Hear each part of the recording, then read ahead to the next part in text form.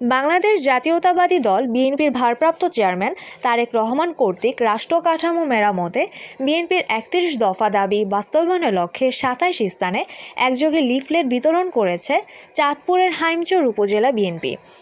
শনিবার ১১ জানুয়ারি সকাল ১১টা থেকে হাইমচর উপজেলার ৩টি ইউনিয়ন ও ২৭টি ওয়ার্ডে একযোগে এই লিফলেট বিতরণ করা হয়।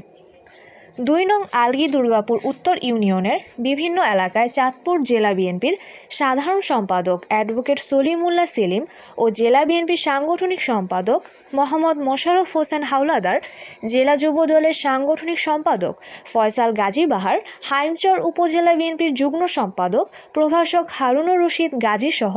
উপজেলা, ইউনিয়ন ও ওয়ার্ড বিএনপির নেতৃবৃন্দ লিফলেট বিতরণ করেন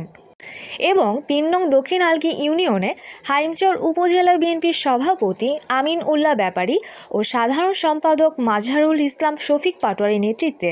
বিভিন্ন ওয়ার্ডের বাড়ি বাড়ি লিফলেট বিতরণ করা হয়। এ সময় বিএনপি, যুবদল, স্বেচ্ছাসেবক দল, ছাত্রদল, অঙ্গ সহযোগী সংগঠনের নেতৃবৃন্দ উপস্থিত ছিলেন।